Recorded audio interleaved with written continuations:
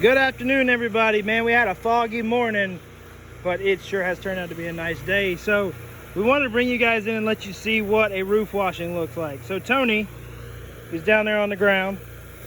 We've done all our prep work. We've put a neutralizing pellet out in the grass. Kind of looks like fertilizer or lime. Stevie's got his tennis shoes on. He's got his respirator on. Normally I would have my respirator on, but I want you to be able to hear me instead of it sounding like that. So Stevie's giving hand signals to Tony on the ground, and Tony is doing a little bit of prep work for us. You can't see Stevie. I'm gonna walk down here where you can see his hand signals. So what Tony's doing is he's getting everything wet. Stevie's spraying down the solution. You can see how low pressure this is. I'm sorry, I'm getting in the way. That's my part here today. Hold on, Stevie, I got you. So Tony's wetting everything down below that we don't want the detergent to land on. Stevie's laying that nice fine mist of roof cleaning solution onto the shingles. So now that Stevie's done this edge right here, really Tony's work's done. Tony really doesn't have to, Tony's on the ground. Tony doesn't have to pay that much attention to what Stevie's doing right now anymore. Tony's gonna do what it may be a right terminology, it may not be. He's gonna wash the field.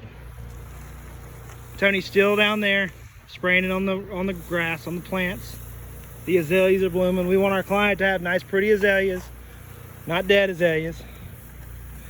And Stevie's gonna pick a pattern. He's gonna lay this out just as smooth as he can. Right now he's going back and forth with the laps. He can make long streaks and go all the way down. What he wants to make sure of though, he wants to make sure whatever he's laying down there isn't landing on plants. If it is landing on plants, perfectly fine. He wants Tony, his ground man down there in the gray t-shirt, he wants Tony putting water on it. So we use a technique, and I call it keep your eyes on the guy on the roof, and you just gotta let your hands follow. It's kind of like playing pinball. You're watching the ball, you're not watching your fingers. He's keeping everything wet down there. Stevie's gonna set himself up for success.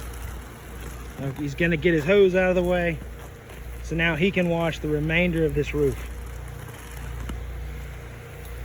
But we get the question so many times, how do you pressure wash a roof? Well, you don't.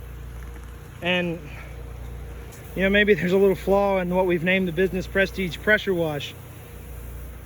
But this is, some people call it soft washing. Some people, we just call it roof washing, because our guys know that you don't bring a pressure washer on the roof.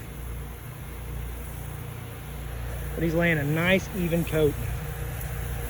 You may have a question too along the lines of, well, why is Stevie wearing a mask? You know, is this stuff dangerous? It is, but it isn't.